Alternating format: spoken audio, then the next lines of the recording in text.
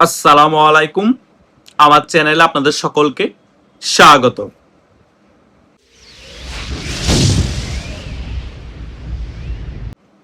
এখনো বাংলাদেশ আওয়ামী লীগের সভানেত্রী শেখ হাসিনার দেশে ফিরে আসা নিয়ে আওয়ামী লীগের অনেক নেতাকর্মীর মধ্যে কনফিউশন দেখতে পাচ্ছি। গতকালকে আমাকে অনেকজনে এই বিষয় নিয়ে বারবার প্রশ্ন করছে, ভাইয়া এখনো আমার কনফিউশন লাগছে, সত্যি সত্যি কি শেখ হাসিনা ডিসেম্বরে ফিরে আসবে? তো আওয়ামী লীগের শীর্ষ পর্যায়ের সকল নেতা কর্মীরা শেখ হাসিনার সাথে একসাথে ফিরবে? তো তাদের উদ্দেশ্যেই আমি আজকে একেবারে ক্লিয়ার কাট একটি ভিডিও করে দিচ্ছি। আশা করছি শেষ পর্যন্ত ভিডিওটি দেখবেন, সকল বিষয় একেবারে ক্লিয়ার হয়ে যাবেন। প্রথমত, শেখ হাসিনা ডিসেম্বরে বাংলাদেশে আসছে, এটা মোটামুটি শিওর, এটা ধরে রাখতে পারেন। আপনারা এত কনফিউশন থাকলে, এত নার্ভাস থাকলে তো আপনারা সংগঠিত হয়ে শেখ হাসিনা যেদিন বাংলাদেশে আসবে সকল এয়ারপোর্টে যেতে পারবেন না। আপনারা যদি বনের বাগে খাওয়ার আগে মনের বাগে খেয়ে বসে এত কনফিউশন নিয়ে বসে থাকেন, তাহলে শেখ হাসিনা তার জীবন রিস্ক নিয়ে বাংলাদেশে আসবে, সেই বিষয়টা আপনারা মাথা থেকে সরে যাবে। আপনারা সেদিনও এই কনফিউশন থাকার কারণে ঘর থেকে বাইর হতে পারবেন না। তাই সকল কনফিউশন দূরে রাখেন, মাথার মধ্যে একটা জিনিসই ঢুকান, শেখ হাসিনা 100% ডিসেম্বরের মধ্যে আওয়ামী লীগের শীর্ষ পর্যায়ের সকল নেতা কর্মীদেরকে নিয়ে বাংলাদেশে আসবে। এবং আপনারা যারা এখনো কনফিউশনে আছেন, হতাশাগ্রস্ত হয়ে বাসায় বসে আছেন, তারা সকলে উজ্জীবিত হন, সংগঠিত হন, একে অপরের সাথে যোগাযোগ করে সকল গ্রুপিং ভুলে গিয়ে কিভাবে সংগঠিত হবেন এবং শেখ হাসিনা আসলে কিভাবে রাজপথে নেমে এয়ারপোর্টে শেখ হাসিনাকে সংবর্ধনা জানাবেন। আপনাদেরকে আমি আরেকটা বিষয় ক্লিয়ারলি বলতে চাচ্ছি, শেখ হাসিনা যেদিন বাংলাদেশে আসবে 24 ঘন্টার মধ্যে সারা বাংলাদেশের সকল রাজনৈতিক সমীকরণ উলট পালট হয়ে যাবে। শেখ হাসিনা যদি ডিসেম্বরের মধ্যে বাংলাদেশে না আসার সম্ভাবনা একেবারে নাই থাকতো, তাহলে কি এই সকল টোকাই এনসিপির নেতারা এই ধরনের বক্তব্য দিত? তারা ভয়ে হাঁটু কাঁপাকাঁপি শুরু হয়ে গিয়েছে। সে কারণে নাহিদ ইসলাম বলছে তিনি দেশে আসছে ফাঁসিতে ঝুলার জন্য।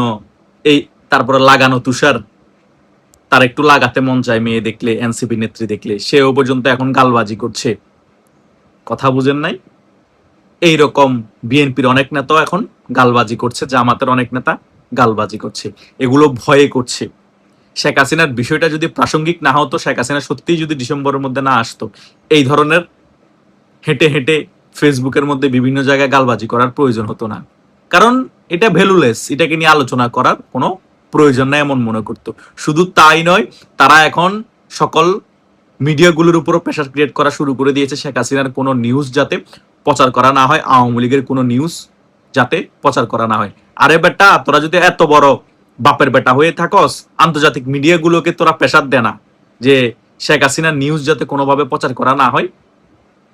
বাংলাদেশের মিডিয়াগুলো প্রচার করলেও কি না করলেও কি বেটা, আন্তর্জাতিক প্রভাবশালী সকল মিডিয়া শেখ হাসিনার সাক্ষাৎকার নিতে বসে আছে, শেখ হাসিনা সাক্ষাৎকার দিচ্ছে, ইন্ডিয়ার মিডিয়াগুলো প্রচার করছে, আন্তর্জাতিক সকল মিডিয়াগুলো শেখ হাসিনার বক্তব্য প্রচার করছে। শেখ হাসিনা কোন দিন আসবে, কোন মাসে আসবে, কোন সালে আসবে, সকল কিছু উল্লেখ করে দিচ্ছে। এবং আওয়ামী লীগের শীর্ষ পর্যায়ের নেতাদেরকে নিয়ে দেশে এসে আত্মসমর্পণ করবে সেগুলো পর্যন্ত উল্লেখ করে দিচ্ছে। তোরা কার পাল্টা ফেলতেছিস? কিছু করতে পারছস? কিছুই করতে পারবি না। শেখ হাসিনা যখন বাংলাদেশে আসবে তখনও তোরা কিছু করতে পারবি না। তোরা নিজেরা যে দড়ি দিয়ে শেখ হাসিনার ফাঁসি দিবি এখন বলতেছো, সে দড়ি তোরা নিজেরা নিজেরা নিজেদের গলায় পরে আত্মহত্যা করবি ভয়ে। কারণ তোরা চিন্তা করবি যে জনগণের গণতোলাই খেয়ে মারা যাওয়ার থেকেও চুপচাপ আমরা নিজেরা গলা দড়ি দিয়ে মারা যায়, এটাই হচ্ছে ভালো। কথা বুঝতে পারছস? পালানোরও জায়গা নাই তোদের। আওয়ামী লীগের অনেক নেতা কর্মীরা তো ভারত পালিয়ে যেতে পেরেছে, তোরা তো ভারতও পালিয়ে যেতে পারবি না। তোদের জন্য পাকিস্তানও জায়গা নাই, কারণ পাকিস্তান যেতে হলে ভারতের উপর দিয়ে যেতে হবে। তোদের জন্য বঙ্গোপসাগর খালি আছে, আর মায়ানমারও যাওয়া পসিবল না। তোদেরকে রোহিঙ্গা বলে মায়ের উপর রেখে আবার বাংলাদেশে পাঠাবে। কি করবি তোরা? তোরা মনে করছস এই ধরনের গালবাজি করে আওয়ামী লীগের নেতা কর্মীদেরকে হতাশাগ্রস্ত রাখবি, ভয় দেখাবি? কোনোভাবে পারবি না। আওয়ামী লীগের কোনো তৃণমূল নেতা কর্মীকে দমিয়েও রাখতে পারবি না। আওয়ামী লীগের যে সকল রিজার্ভ ফোর্স আছে তারা শুধু সময়ের অপেক্ষা। শেখ হাসিনা যেদিন বাংলাদেশে আসবে সেদিন বুঝবি কত ধানে কত চাল। কথা বুঝতে পারছস? রাজনৈতিক সমীকরণ শেখ হাসিনা বাংলাদেশে আসার আগে অলরেডি পরিবর্তন হয়ে গিয়েছে। বাংলাদেশে এখন রব উঠেছে শেখ হাসিনা কখন আসবে, শেখের বেটি আইতেছে। রিকশাওয়ালা থেকে একদম হাই প্রোফাইল সবাই শুধু শেখ হাসিনা দেশে আসার অপেক্ষায় বসে আছে। তোদের অনেক বিএনপির অনেক বড় বড় মন্ত্রী, অনেক নেতা বিভিন্ন ধরনের ন্যারেটিভ তৈরি করতেছে না, বিভিন্ন বক্তব্য দিয়ে মুক্তিযোদ্ধাকে নিয়ে, যুদ্ধদেরকে নিয়ে এবং মুক্তিযুদ্ধকে নিয়ে বিভিন্ন ইতিহাস বিকৃতি করতেছে না, জামাত ইসলামের মতো। কোনো লাভ নাই। এই সকল ন্যারেটিভ তাদের বিপক্ষেই যাচ্ছে, কারণ বাংলাদেশের জনগণ বারবার ইতিহাস বিকৃতি পছন্দ করে না। বাংলাদেশের জনগণ এখন সম্পূর্ণরূপে ক্লিয়ার হয়ে গিয়েছে, মুক্তিযুদ্ধ মানে বাংলাদেশ আওয়ামী লীগ, একমাত্র বাংলাদেশ আওয়ামী লীগই মুক্তিযুদ্ধের ধারক বাহক। আর বিএনপির নামে মুক্তিযুদ্ধের পক্ষে শক্তি হলো তারা জামাতের মতাদর্শ বিশ্বাস করে, তারা উল্টাও ইতিহাস বিকৃতি করে। এটা সম্পূর্ণরূপে প্রমাণিত হয়ে গিয়েছে মেজর হাফিজের একটা বক্তব্যের মাধ্যমে। মেজর হাফিজ বলছে তাজউদ্দিন আহমেদ শেখ মুজিবকে বলার পরও নাকি তিনি স্বাধীনতার ঘোষণা দেন নাই। 55 বছর পরে আমরা এই ধরনের আজগুবি ইতিহাস শুনতেছি, কারো মুখে এ সকল কথা শুনি নেই। কথা বুঝেন এই সকল কথা বলার মানে কি? এই সকল কথা বলার মানে হচ্ছে নতুন নতুন ইতিহাস তরুণ সমাজের মধ্যে ঢুকিয়ে দেওয়া, শেখ মুজিবের সম্মান ক্ষুণ্ণ করা, এবং শেখ মুজিবের সম্মান যদি একেবারে ক্ষুণ্ণ হয়ে যায়, দুর্বল করে ফেলতে পারে, আওয়ামী লীগের সকল গুরুত্বপূর্ণ ন্যারেটিভ যদি দুর্বল করে ফেলতে পারে, তাহলে আওয়ামী লীগও দুর্বল হয়ে যাবে, আওয়ামী লীগের রাজনীতিও বাংলাদেশে দুর্বল হয়ে যাবে, আর আওয়ামী লীগ আগের রূপে ফিরতে পারবে না। কোনো লাভ নাই রে ভাই, আমরা তরুণ সমাজ সকল কিছু বুঝি, আমরা রাজনীতি নিয়ে স্টাডি করি।